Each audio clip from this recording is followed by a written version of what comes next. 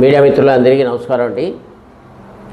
నిన్నటి రోజున ఉత్కంఠంగా జరిగినటువంటి 5 రాష్ట్రాల యొక్క ఎన్నికల ఫలితాలు వెలువడటం, ఆ ఫలితాలలో కేరళలో మా కాంగ్రెస్ పార్టీ యూడీఎఫ్ ఘన విజయం సాధించడం చాలా సంతోషించాల్సిన విషయం. ఈ సందర్భంగా కేరళలో ఉన్నటువంటి విద్యావంతులైనటువంటి ప్రజలందరికీ, ఓటర్స్ అందరికీ కూడా ధన్యవాదాలు. అలాగే అక్కడ నిరంతరము పరిశ్రమించి విజయానికి బాటలు వేసినటువంటి నాయకులకు, కార్యకర్తలకు, అభిమానులకు, అలాగే కేంద్ర పార్టీ కార్యాలయం నుంచి అనేక రాష్ట్రాల నుంచి ఆ రాష్ట్రం వెళ్ళి కృషి చేసి విజయాన్ని సాధించినటువంటి నాయకులకు అందరికీ కూడా ధన్యవాదాలు తెలియజేసుకుంటూ, ఇవాళ నిన్నటి ఫలితాల్లో 5 రాష్ట్రాలు ఫలితాలు వెలువడినాయి. అందులో కేరళ కాంగ్రెస్ పార్టీ విజయం సాధించింది. అలాగే తమిళనాడులో డిఎంకే బదులు కొత్తగా వచ్చినటువంటి ఒక సినీ నాయకుడు, హీరో విజయ్ గారు టీవీకే పార్టీ విజయం సాధించడం జరిగింది. అయితే సాధారణంగా తమిళనాడులో రెండవసారి ప్రభుత్వాన్ని ఒక పార్టీకి ఇవ్వటం ఆ ప్రజలు సాంప్రదాయం కాదు. ఎప్పుడో రేరుగా మాత్రమే రెండోసారి అధికారాన్ని ఇస్తూ ఉంటారు. ప్రతి 5 సంవత్సరాలు కూడా ప్రభుత్వాన్ని మార్చుతూ ఉండటం వారి యొక్క ఆలోచన, అది వాళ్ళ యొక్క విజ్ఞత ఆ రకంగా ఉంటుంది. అదే కాకుండా ప్రజల్లో ఒక సినీ నాయకుడిగా విజయ్ గారికి ఉన్నటువంటి కొంత క్రేజ్ వల్ల కూడా ఆయన అక్కడ విజయం సాధించి ఉండొచ్చు. కానీ ఈ విజయ్ గారు నిజంగా ఆయనే సొంతంగా ప్రభుత్వాన్ని స్థాపిస్తారా, లేదంటే ఒకవేళ ఆయన మరలా బీజేపీకి బీ టీమ్గా మారితే ఆయనకు ఉన్నటువంటి విలువ ఉండదు. అతి కొద్ది కాలంలోనే ప్రజల నుంచి ఆయనకి వ్యతిరేకత ఎదురయ్యే అవకాశం ఉంది. కాబట్టి అక్కడ పరిస్థితి అది. ఇకపోతే వెస్ట్ బెంగాల్ విజయం బీజేపీ కుట్రపూరితంగా సాధించిన విజయం కానీ వారి యొక్క సామర్థ్యంతో సాధించిన విజయం కాదు. ఎందుకొరకంటే సరైన ప్రవేశపెట్టి లక్షలాది ఓట్లను తొలగించి దీదీని అనేక రకాలుగా ఇబ్బందులు పెట్టి ఆఖరికి కౌంటింగ్ విషయంలో కూడా కేంద్ర ప్రభుత్వ అధికారులు ఉండాలి తప్ప రాష్ట్ర ప్రభుత్వ అధికారులు ఉండకూడదంటూ ఈసీని ప్రయోగించి ఈసీ ద్వారా వారు కొన్ని కుట్రలను చేసి ఈసీ కూడా ఒక సాధనంగా బీజేపీకి ఉపయోగపడడం ద్వారా అక్కడ దీదీని ఓడించి, మమతను ఓడించి వారు ఆ విజయం సాధించడం జరిగింది.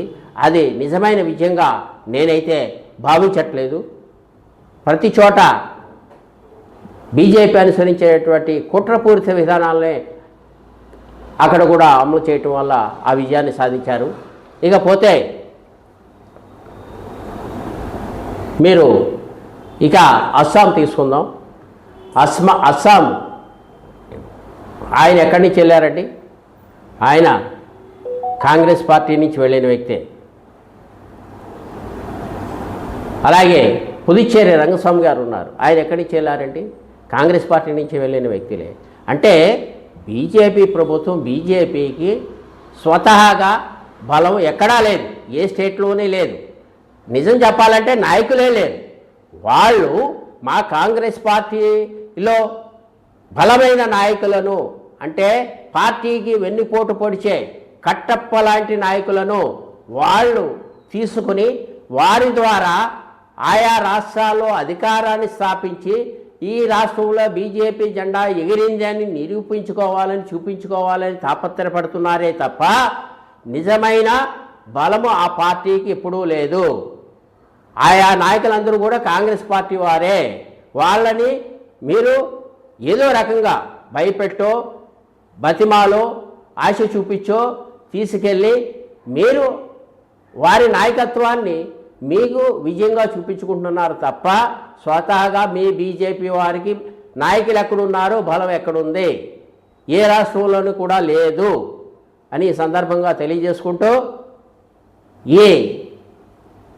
ఈ ఫలితాలను బట్టి ప్రాంతీయ పార్టీ నాయకులందరూ కూడా గమనించాల్సింది ఏంటంటే బీజేపీని నమ్ముకుంటే పాము తన పిల్లల్ని తానే తినేసినట్టుగా ప్రాంతీయ పార్టీని బీజేపీ తినేస్తుంది. దీనిని మీరందరూ గమనించండి. బీజేపీతో జతకట్టిన అన్ని ప్రాంతీయ పార్టీ నాయకులు అప్రమత్తమై ఆ యొక్క పడగ నుండి మీరు దూరంగా వస్తేనే మీ ఉనికి కొనసాగుతుంది తప్ప లేదంటే రాబో రోజుల్లో ఈ ప్రాంతీయ పార్టీలు కనుమరుగైపోయే అవకాశం ఉంది. మీరు మీ సార్వభౌమత్వం నిలబడాలన్నా, నిజంగా ఈ దేశంలో ప్రజాస్వామ్యం పరిడి వెళ్ళాలన్నా ఇచ్చిన మాటకి ఇవాళ మేము తమిళనాడులో డిఎంకేతో పాటు ప్రయాణం చేశామంటే మా స్నేహపూర్వక హస్తానికి నిదర్శనం అది. మమ్మల్ని నమ్ముకున్న వాళ్ళని మేము ఎప్పుడు కూడా వదలకుండా వారు చేపట్టుకుని ముందుకు వెళుతూ ఉంటాం.